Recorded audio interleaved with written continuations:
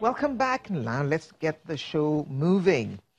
Illegal migration has been on the rise recently, and most time people migrate to other countries as a result of war, political persecution, or for economic reasons. Young African men and women risk everything, and I mean everything, including their lives, to take on the perilous trip across dozens of borders and the treacherous waves of the Mediterranean Sea in search of a better life. Some die along the way, some are turned back, and those who finish the journey soon realize that the grass is not greener on that side. But with few jobs at home and dim prospects, millions of youths and young adults in Africa still choose to migrate, often clandestinely. Now, it is our pleasure to welcome the Director of the National Agency for the Prohibition of Trafficking in Persons, Dame Oka Donley, who joins us from our studio in Abuja. Good morning, Dame. Good morning. Thank you for having me. Yes, NAPTIP, you all have been fighting this battle for quite some time, and it doesn't look like there's any let-up. More and more people, in the last month or so, we've heard about huge numbers of Nigerians brought back from Libya. What is how would you say how successful has NAPTIP been in doing its work? Yeah, thank you for the question. I can assure you that NAPTIP has done very well and is doing very well in terms of educating the public. There's been tremendous awareness campaigns going on everywhere. And one thing I would like to say is I don't want us to get carried away by the numbers you see coming back, because a lot of people see these as a means of free transportation back to Nigeria. And so don't get carried away by those numbers. Not everyone coming back, first of all, are victims of human trafficking or irregular migrants who are returning back home. Some of them actually live and work in Libya.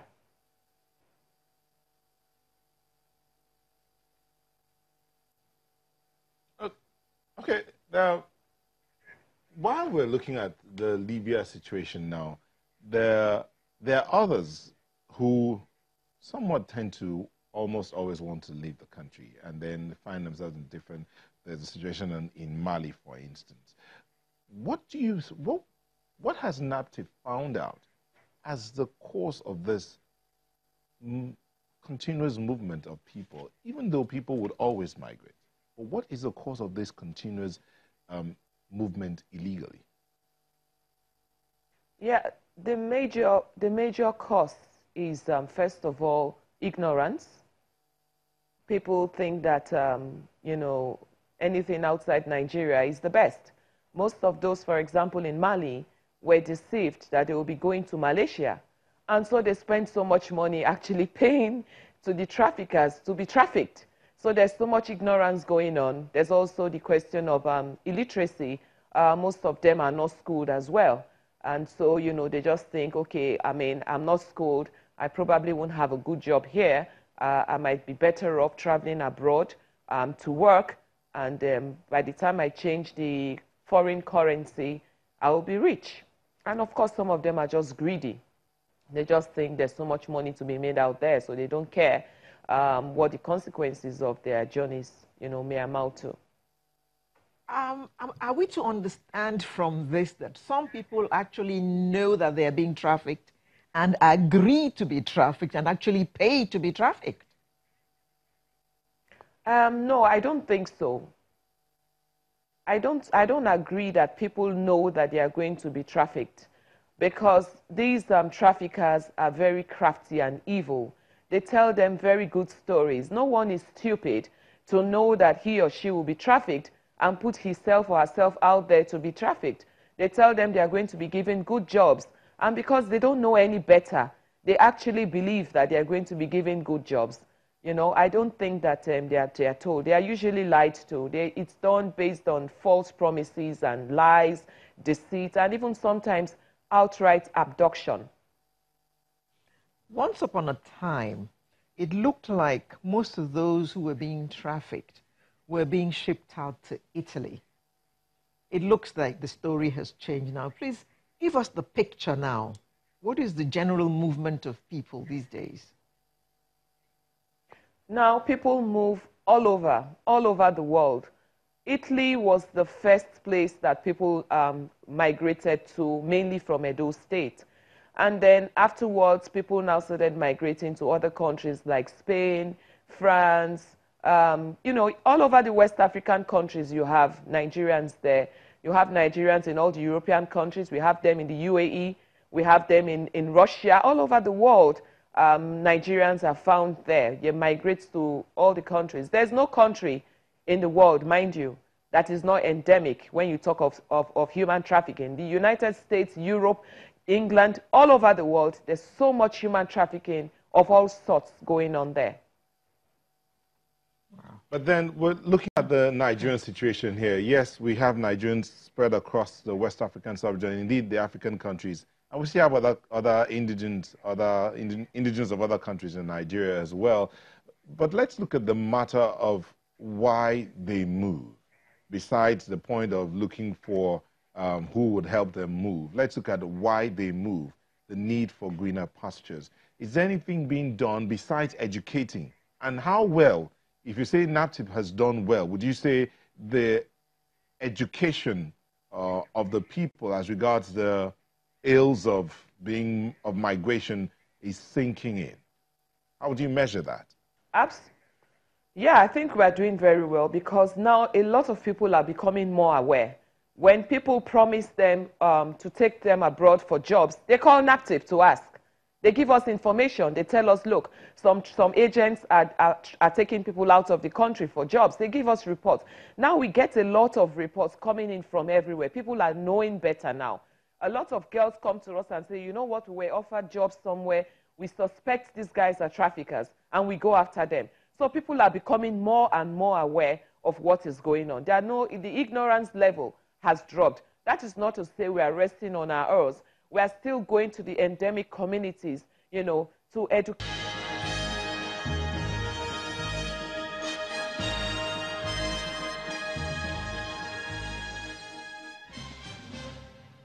Welcome back. We still have the Director General of NAPTIP, Dame Julie Okadonli, with us, and she's in our Abuja studio.